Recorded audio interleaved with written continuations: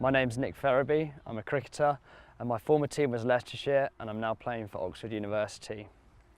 I think in cricket there's a number of little ways that you can come in conflict with your opponents, hopefully not in physical contact, but in lots of niggling little ways throughout a match. I remember a particular instance playing for Leicestershire about 5-6 years ago in a second team fixture against Nottinghamshire. I was batting at the time. I was at the non-strikers end going well on about 40 odd not out, and I remember as the bowler was walking back to the mark, one of the Notts players, an experienced player, had played a bit for England in fact in one-day cricket, he got a bit of mud off his boot and threw this mud onto the pitch right in the middle of the wicket, and I was shocked by this. I couldn't believe what I'd seen. Luckily the bowler came in and he bowled and missed the mud, so it didn't have an effect on that particular ball, and so I went to kind of clear this mud away.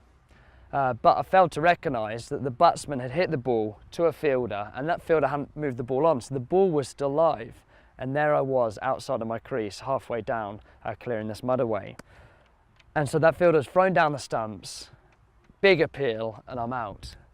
And I can remember thinking, I can't believe that's just happened. And I was absolutely gutted. No one else really saw what this fielder had done, apart from me. The umpire certainly didn't see it.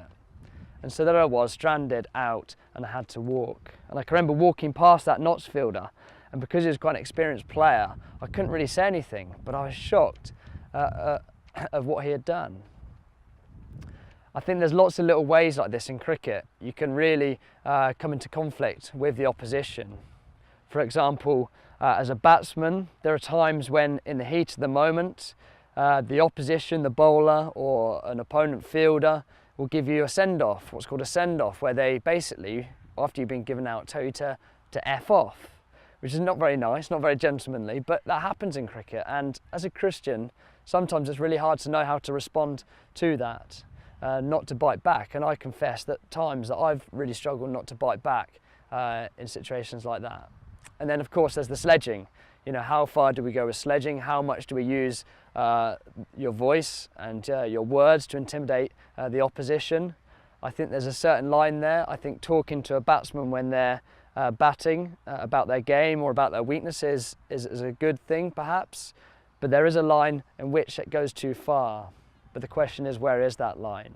And I think sometimes you have to really work hard to find those principles as a Christian and apply them to your sport.